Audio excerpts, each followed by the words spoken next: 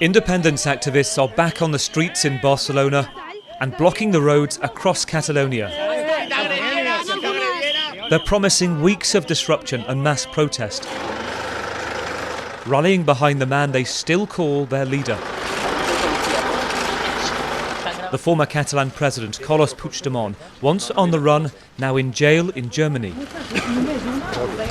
as judges there decide whether to accept a Spanish extradition request on charges of sedition, embezzlement and rebellion for attempting to separate the region from Spain in October.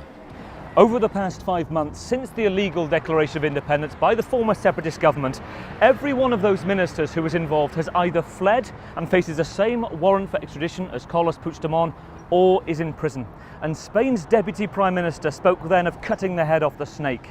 Now, she says, order is being restored. We are relieved to see that institutions work and that in this country, which is Spain, we are all equal before the law and that nobody can be infinitely mocking justice. Emergency rule from Madrid carries on until a new regional government can be formed.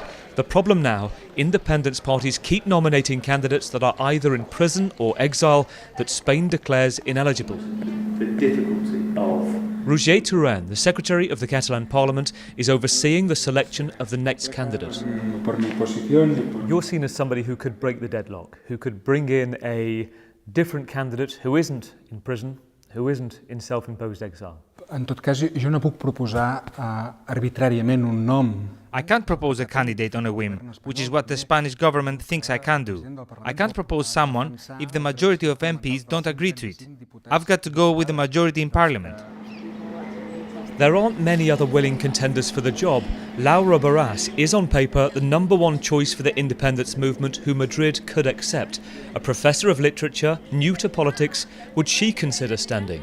I hope not, that you are not talking to a potential candidate, but if it comes the situation, I will try to face it in the best way as possible, feeling that I have to do what the president wants because the president is Carlos Puigdemont. If the deadlock continues, in 2 months Parliament will be dissolved again and new elections will be called. But if Carlos Puigdemont is extradited to Spain, if he's forcibly returned, separatist activists warn they will respond.